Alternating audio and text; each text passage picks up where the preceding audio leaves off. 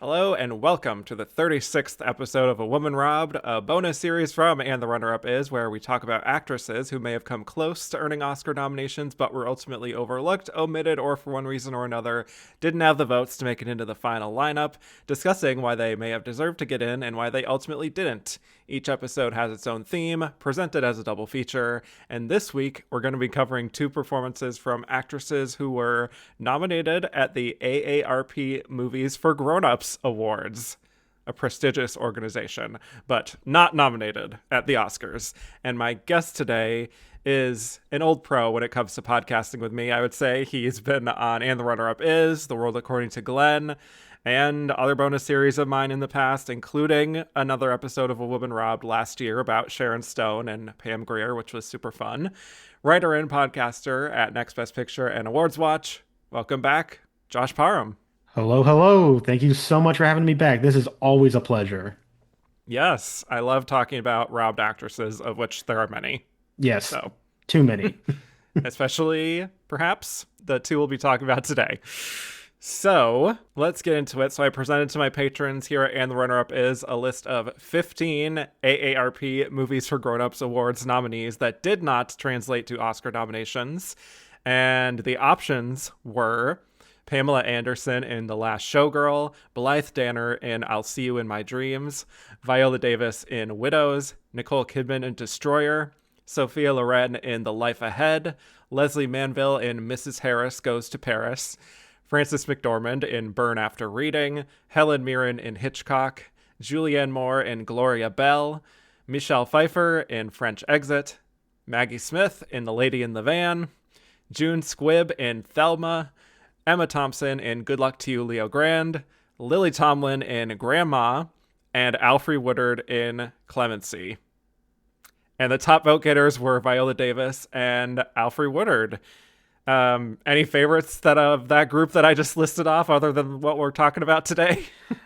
The only thing that I was thinking about was like, man, we are really encroaching on this had Oscar buzz territory because that just feels like a roster right then That and is there of all a of fair those point. movies and Yeah. performances. But it's a great list, that is for sure. Yeah. Perhaps I should have had those guys on, but I'm happy to have you here too. But it's true. It's true. I'm sure they've covered like probably all of those movies. Yeah. So yes, Alfre and Viola won. This was a great poll with support for most of those actresses listed. Viola and Alfre were the clear favorites, though, far above even the third placer, who was Pamela Anderson.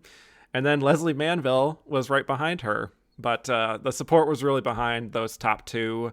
And these two actresses whose omissions I think are explainable for different reasons, but also have some overlap that perhaps we will get into. But before we delve into these two, Josh, do you have any thoughts on the struggle that there has been at times for older actresses like the ones I listed off, many of whom are Oscar winners or nominees in the past, to actually get those kinds of leading nominations as they get older? Why do a lot of them not really translate? Well, I mean, first of all, it's difficult to get nominated for a role when a role's not there. That's always going to be the most important element to this conversation is that as women get older, a lot of times the more interesting characters to play just kind of dry up. And that's unfortunate. And because, yes, the industry is trying to change, but it is still male dominated, it tends to mean that those stories are the ones that get preference. And I think when you have an older actress at the forefront, usually they're like kind of independent movies. They're maybe material that isn't widely accessible to a lot of people. And I think that is often a struggle. Critically, they can come through, but from a general audience perspective, it can be tough. And as we're going to talk about today with these two performances, it's even compounded when it's women of color. I mean, I still have flashbacks to Marianne Jean-Baptiste for Hard Truths a couple years ago. No, I will never get over it. It still makes me so Yep. upset about what happened to A her. performance we have talked about. So, Yep, yeah, yep. yep. Yeah, it is triggering when I think Yeah, about it. I But know. but it is indicative, I think, of what the industry sometimes does is like there is maybe respect for these actresses, but in terms of giving them actual accolades, it's a struggle just because the options just are not really there, and there's sort of a resistance to embrace it, which is unfortunate because these are still wonderful performers and really good movies. Yeah, agreed. I mean, I think it does come down to that majority older straight male academy and still largely white academy too. And I think it might be getting a little bit better now that the membership has diversified a bit, not only in letting more women into the membership, but also younger generations and people around the world who might not have the same kind of, I don't know, hang-ups that the old guard seems to have when it comes to relating to stories or appreciating stories that are about older women. I know it's a huge ask for these guys, but it's possible to create great stories about older women. And I think, yeah, that's what it comes down to is that, you know, there's a reason it's difficult for men under 30 to win the Best Actor Oscar when there have been dozens of winners for women under 30 to win Best Actress.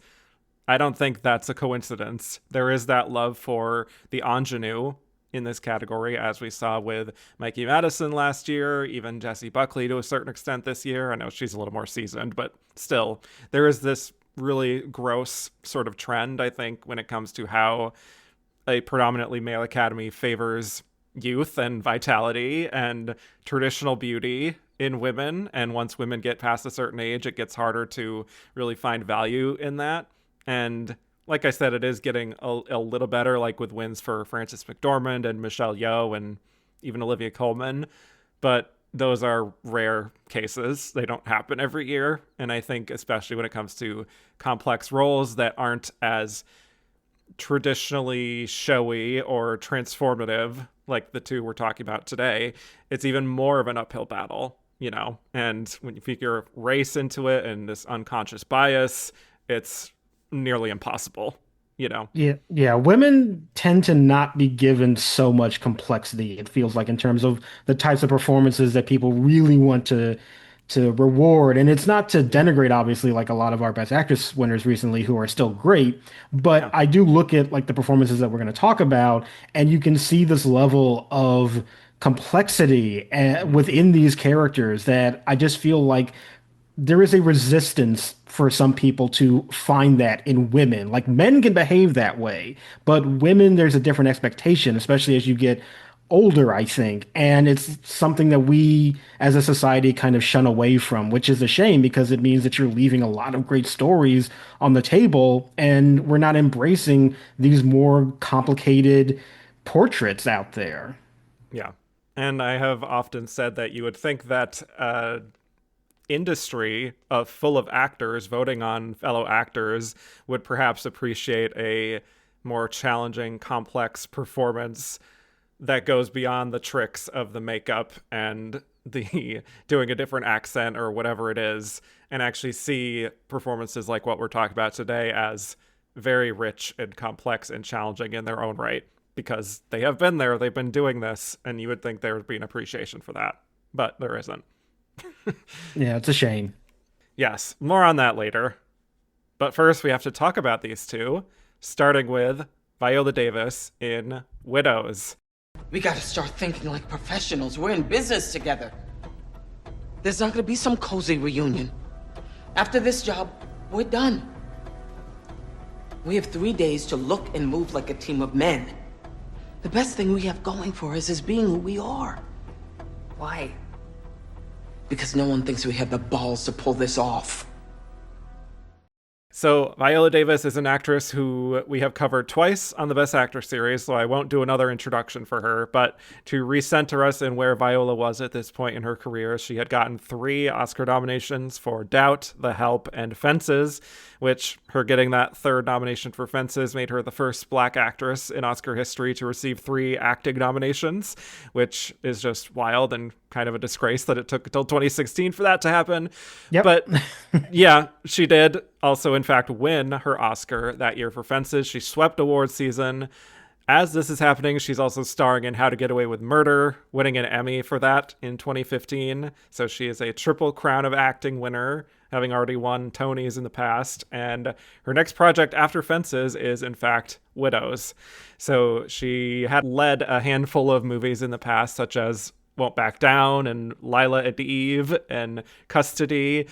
She sort of was a co-lead in The Help too, but it wasn't fully her story.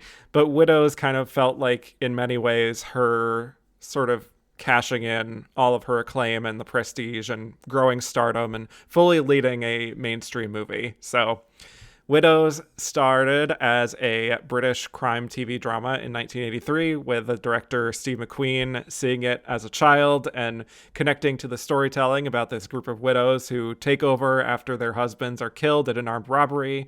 He started thinking about adapting his own version in 2010, but he put that on the back burner to work on films like Shame and 12 Years a Slave, winning the Best Picture Oscar for the latter, and that helping give him the cachet to make Widows.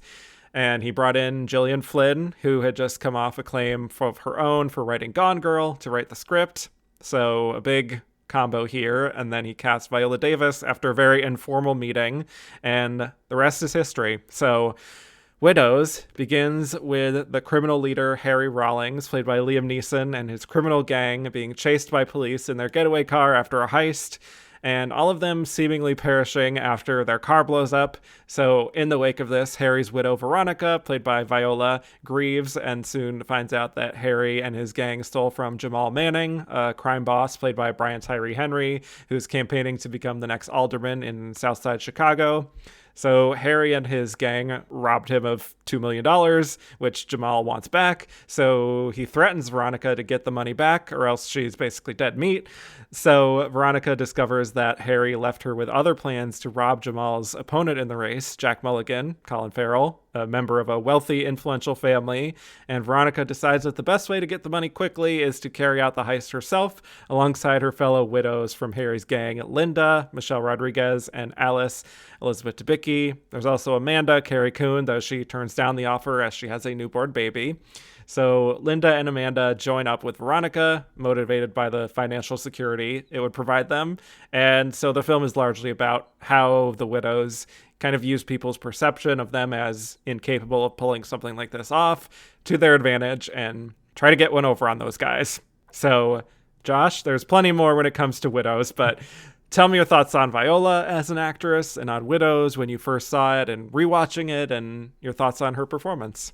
Well, just on the subject of Viola Davis in general, I mean, she's one of the greats. I mean, there's very little I think that she can't do. I mean, I remember watching her very early on, like episodes of Law and Order SVU, where she's just a defense attorney that comes in and out, and it's like, man, even in this like very small role, you're killing it. And it's been great to see her career just flourish even more from these kind of humble beginnings. And you really do view her now as like one of the best working actors today. And it was also then nice to see Widows come around, and it's like this is like a definite lead role for her. Like as you said, she gets a Best Actress nomination for The Help, but it is almost like more of an ensemble movie. There's different perspectives that are around, but this is like really her front and center.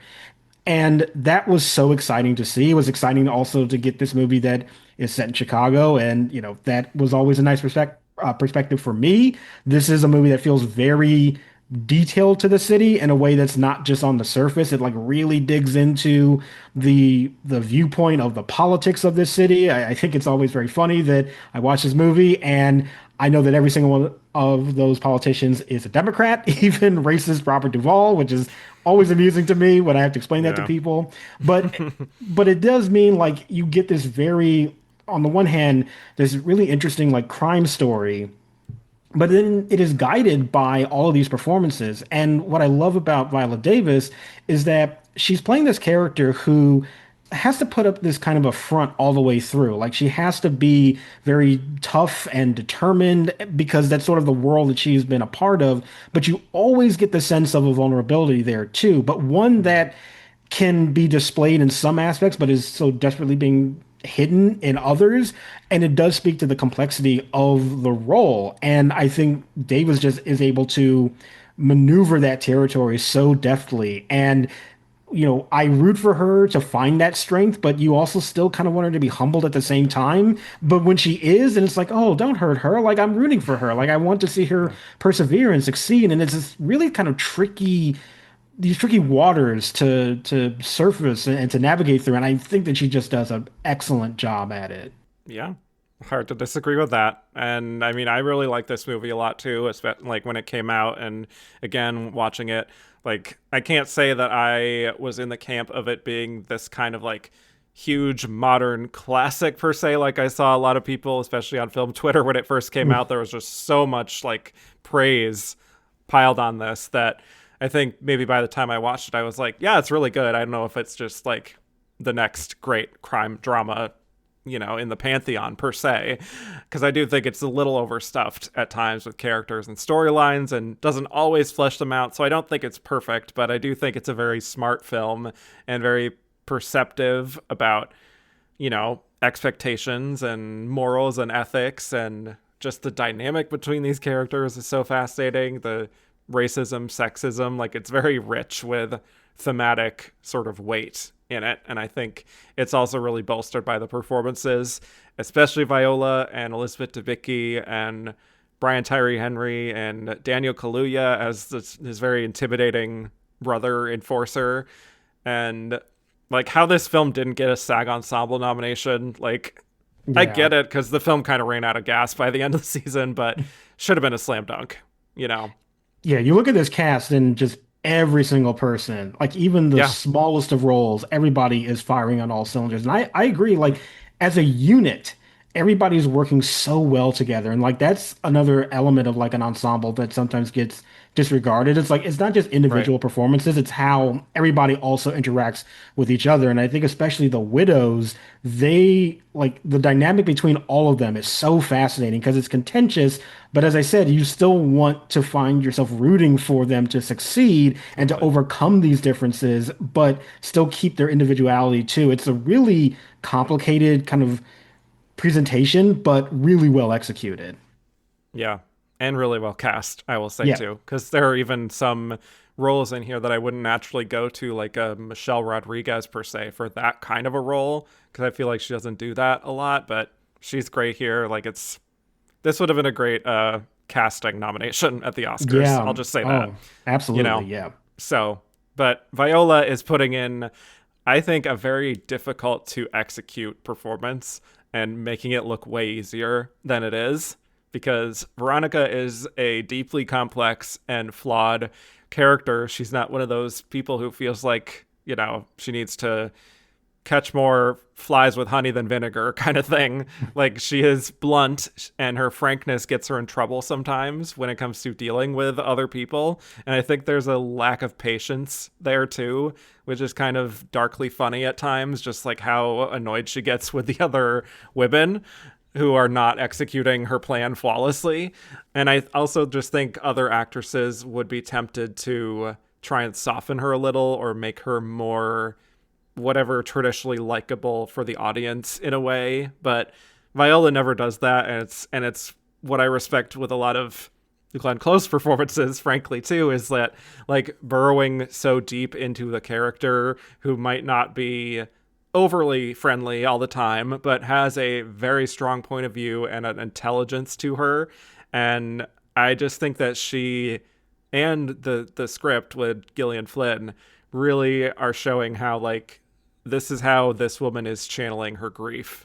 And I feel like we don't see this version of grief for a woman in a leading role very often, in how it's channeled essentially into action and not making it cheap, you know? Yeah, and it also helps to underscore like the seriousness of the situation that she finds herself in. And I think a key scene for that is the first conversation she has with Jamal Manning, the Brian Tyree Henry character, where Yep. he is scary. Like he is very calm, but incredibly intimidating. And he overpowers her, not physically, but, mentally. Like you can get the sense that she has absolutely no power in this moment and has to complete this task. And therefore she goes about it with the most exacting way that she can, where yeah, she is strict with these women. She is critical when they don't get the job done, but that's because there's a lot on the line for her too. And it Yeah. shows that she can assume this leadership position, but it is motivated by this really deep fear and anxiety about what the future holds for her. And it's another one of those like complicated set of emotions that guides this character that I think Davis does a really great job of tapping into, and you can feel where those emotional beats are coming from in every single one of those kinds of interactions. Yeah, you definitely do get where she's coming from. And she is a woman of action ultimately, and she's a woman who likes things done right. Even when she is pulling off a heist and really playing with fire, there is an order to things. And when, again, some of her fellow widows are maybe a little bit out of order, like they're late for a meeting or they don't do as Veronica herself has told her to do, she does get a little short with them and it frustrates her. And I think Viola really reflects in the way she carries herself too a certain tightness there that is just kind of like she is used to a little bit more of a wealthy lifestyle that she's led with Harry, and she's maybe turned a blind eye to certain things he's done to have them maintain that lifestyle.